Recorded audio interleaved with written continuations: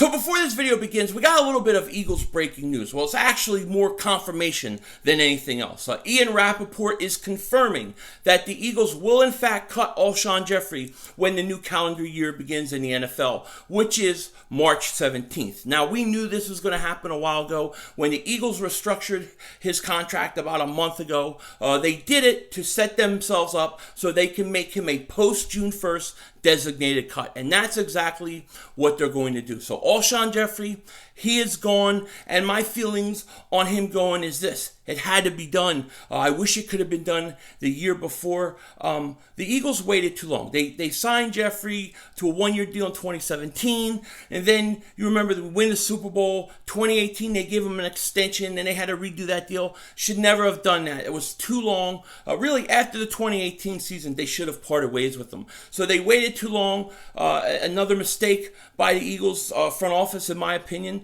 Alshon Jeffery, thank you for what you did, helping us win the Super Bowl, but it's definitely time to go. Him and Deshaun Jackson are both gone. And this is going to really tie into this video I did very nicely. So with that said, let's get this thing going. In how we vision the Carson Wentz trade, it's just the beginning. It's just the beginning because the Eagles are $42.9 million over the cap by that genius. And when they start calculating the calculations of the cornbread, you're going to be shocked. You're going to be shocked by the guys that they trade. And one guy that I strongly would consider trading, Darius Slay. 18th pick in the NFL draft. Hey, make us lunch. We're hungry.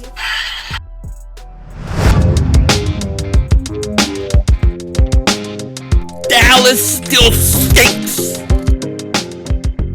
You're by doing King Dingbat here, and I hope everybody's having a great Monday. I hope you guys are doing well. Let me first take this second to apologize to each and every one of you guys who commented on any of the videos I put out yesterday.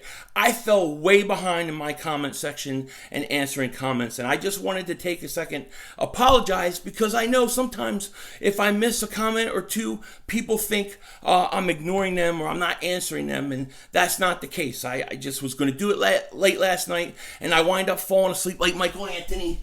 Where's the fitness? And so I'm far behind, but I will spend some time answering them tonight. So I just want to let you guys know, I appreciate you watching the video, leaving a comment, and I will do my best to get back to you as soon as possible. I think that's important that people know I'm not ignoring them. I just fell behind. Now, when we're talking about our Eagles, okay, and we're talking about this upcoming season, I think we have to recognize, and I think a lot of people have, but we have to recognize the state of this team and where they're at. And I'm looking at doing a couple live streams with some people this week to discuss the state of the Eagles. But this team is clearly not a team that is going to compete for a Super Bowl. This is not a off season where we're going to go into free agency and, hey, if we could add this piece and that piece, we could go to the Super Bowl. We're not there. And I think it's very important to be honest about that. This team is $42.9 million over the cap. And that's after the Carson Wentz trade. They got older players. They got some younger players that have to prove themselves. And this team, you can call it rebuild, you could call it retool, you could call it redo, you could call it whatever. This team has to cut a lot of roster. They have to cut a lot of fat off this roster. They have to get away from the restructuring game. Can't have that anymore, at least for the next few years, because this team needs to get rid of some of these old pieces, eat the dead money that they're going to have to eat, and get cap space, but more importantly, get as many draft picks as you can. And draft picks are the key to turning this team around. And listen, I know fan bases don't want to hear about their team rebuilding or retooling or taking a few steps back. I get it. People don't want to hear it. I don't even want to hear it, okay? I'd much rather talk about Michael Anthony, where's the fitness's workout routine, or Mark Holmes sanding the wood. I would rather talk about us getting that one player to take us over the top, or we need this guy, or we need that guy, and we're Super Bowl contenders. Who wouldn't want to talk about that? But that's not the reality of this team. The reality of this team is that the best way for the Eagles to get better is by subtraction. By subtraction, that means cutting that roster, getting rid of older guys, injured guys that are a big name but don't play the same way that they used to. Getting rid of guys that were on that 2017 team. You got to get rid of those guys and create cap space. And then build through the draft. That's how they have to do it. They also have young guys, guys like Jalen Hurts, Hightower, Quez Watkins. They have these young guys that need chance to develop. And if the Eagles do it right, they play their cards right now, in 2 years, this team could be ready to compete again. Okay, if you get a little lucky, maybe Hurts turns out to be your franchise quarterback. Those things are important. But when you look at this roster, $42.9 million over the cap, you got to think to yourself, how the hell are they going to get under the cap? And what are they going to do? And to me, and I said this before, everybody on this team is tradable. There is not one player that is so good or so dominant today that they have to stay. Miles Sanders, he's great, but you know what? He's a running back. Dallas Goedert, he's great, but you know what? He's not an all-pro yet. Okay, there's nobody that should be untradeable on this team, in my opinion. However, you're not going to trade the Miles Sanderses, the Dallas Goederts, the Jalen Hurts. You don't want to trade those guys. You want to get rid of the older guys, okay? And if the Eagles, they trade guys like Zach Ertz, they're not going to get anything for him, right? That's the other problem. So what I think the Eagles need to do, what I think Howie Vision needs to do, is they need to try to think of different ways in which they can get something for these guys. For example, maybe you have Zach Ertz, right? You have Zach Ertz and you're trying to shop him. Maybe you say to a team, and I'm just throwing it out there, maybe you say to a team like Seattle, say, look, we don't want a pick in 2021. You're not going to give us anything in 2021. But in 2022, I want a third-round pick. In 2024, I want a second-round pick. Something like that where maybe you're not getting everything all at once, but down the road, as you continue to rebuild, all these picks will be coming up for you. The Eagles have to think in those terms. They can't think about, hey, we got to get better this year and try to compete this year. They got to think about this thing as a 2 to 3 year window. And I know it's hard to say.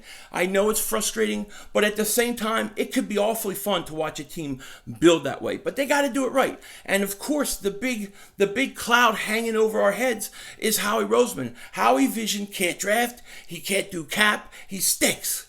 And I understand, we've talked about him 1,000 times, probably 1,000 more, but for this video and for argument's sake, let's just throw him aside and assume he's going to do all the right things. The Eagles have to get younger.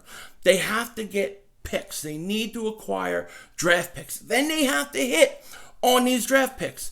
This has got to be the name of the game. And to me, I would think outside the box. You think a guy like Fletcher Cox isn't available for a trade because of the money, all those things. If you can move him, move him. Even if you don't get a 2021 pick, maybe you get a 2022 pick if it's higher, or 2020. That's how I'm thinking. It doesn't have to be everything now, because the truth of the matter is, and I need a drink. I'm sorry, I got allergies. But the truth is, you're not going to win next year. Okay, you're not ready yet. So why not? If you could get a decent pick in 2022, get it. If you get a decent pick in 2023, get it. Do what you have to do. And I'm telling you, two guys that I would trade right away, and this is just me, this is just my opinion. I would trade, first off, Derek Barnett. He's got to go.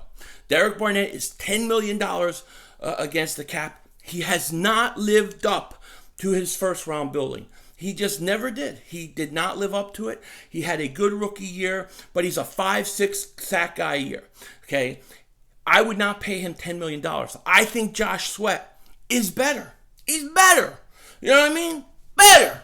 So I wouldn't pay him $10 million. I'm not going to Nelson Stinkelar Derek Barnett and keep him for an extra year. Cut him or trade him.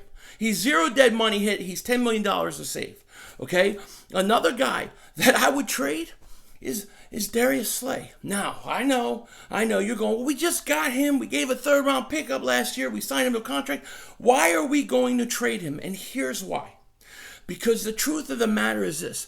When you're competitive again and ready to win, he's going to be at the youngest, 32, 33 years old. Okay? And he's making a crap load of money this year. The Eagles need the cap space. So what's going to happen? Here's two things are going to happen. They're not going to cut him. If the Eagles cut him, they got to pay, it's like some $20-something million. Let me see if I have it here. I might have pulled it up. So if they cut Darius Slay, they have to take a $21.8 million dead money hit.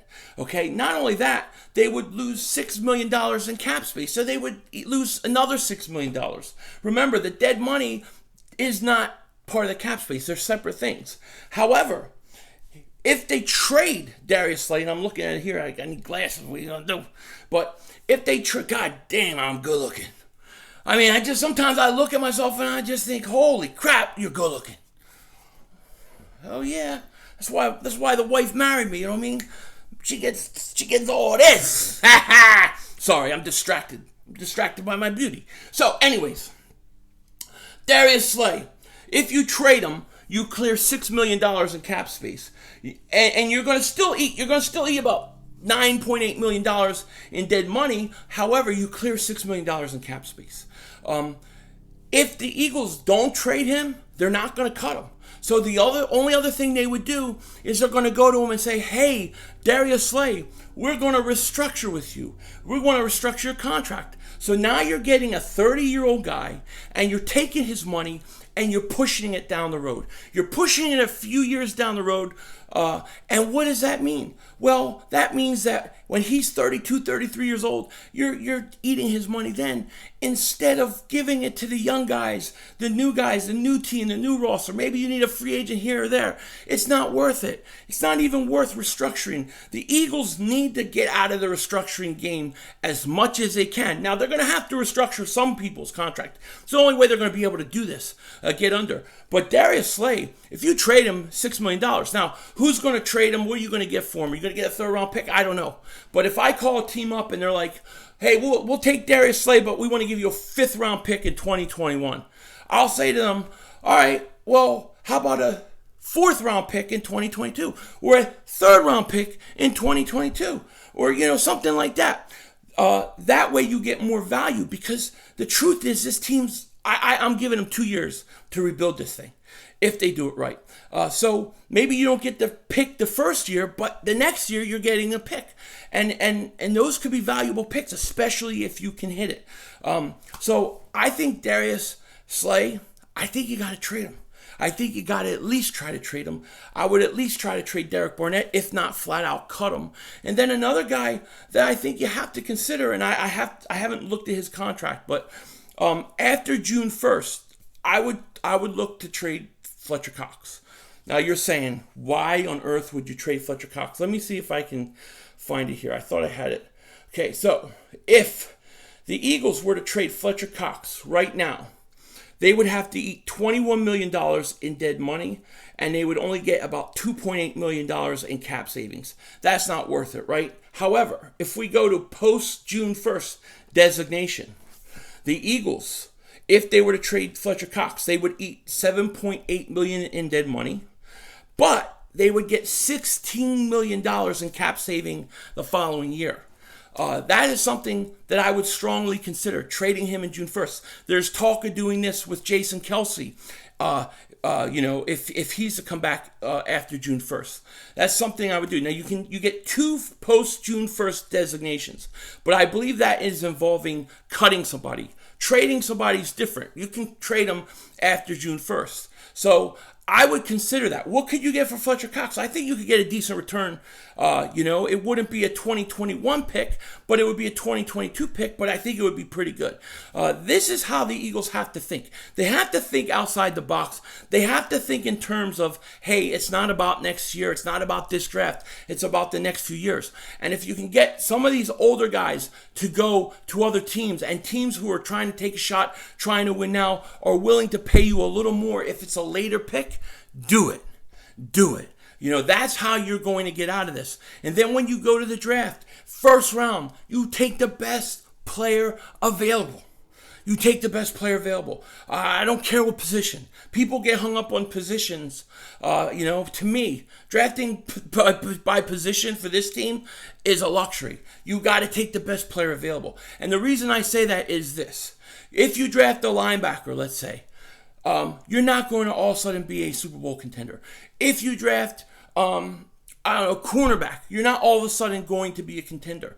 If you tell me, hey, we have Patrick Surtain here, who I love, and you have Devontae Smith here or Jamar Chase here, okay, and I have Jamar Chase ranked way higher or significantly higher than Patrick Surtain, okay, but I need a corner more than I need a wide receiver, to me, you still take the receiver because it's not about the next year. It's about 2 or 3 years. This team needs top-end talent, top-tier talent. They need studs. They need playmakers, regardless of position. We have multiple positions where we have a hole. So if the Eagles go into the draft and at 6 take the best player available, which I think might be Kyle Pitts, take him. Take him. And if he can't play outside and he can't work with Dallas Goedert, then trade Goddard. But you can't worry about positions. When you're maybe, a player or two away from a Super Bowl, then you say, oh, look, I need this position here to be, to help fill my roster. We have a hole here at linebacker. Let's draft a linebacker and we're good to go. That's one thing. But when you're where the Eagles are, and I think the Eagles are headed backwards for a few years, and I hate to say it, you got to take the best player available, regardless of position. Get the best top-end talent you can and sort it out later. Because what this team really needs is an influx of young talent, young game breakers, young playmakers, and it doesn't have to be receiver. I'm just bringing it up because it was the first thing that popped in my head. It could be Penny Sewell, it could be an offensive tackle. I don't care. Just get the best player. And if the Eagles do that, if they're able to manipulate the whole free agency and the trades and get some draft picks, maybe not even this year, but down the road for some older guys you normally would get nothing for, and you're able to hit on some of these picks, in a few years with Jalen Hurts developing into who we think he could be, this team is going to be ready to go. Maybe even in a year, 2 years, we're ready to go. Let's do it. So that's where I am with this team. I think it's time to trade guys like Darius Slay, Fletcher Cox. And it's not that I hate any of those guys or I think that they stink or washed up. I understand attachments, but my whole thing with attachments left when Reggie White left. Okay, I get attached to players too, but at the same time, I recognize that this team, they need to make some big changes. And if that involves getting rid of guys that we're attached to, so be it. They can come back when their career's over. We'll welcome them then. We'll watch replays of the Super Bowl. Because look, our Super Bowl's not on VHS like the Cowboys. Okay, we could actually stream it online on YouTube. So it is what it is. Let me know what you guys think in the comment section. I should be live on some level tomorrow. I don't know if it's going to be... I don't know what kind of live stream I'm going to do, basically. But I'm going to do something. With that said, take care. Talk to you later. God, this is a long video. And don't be a dingbat.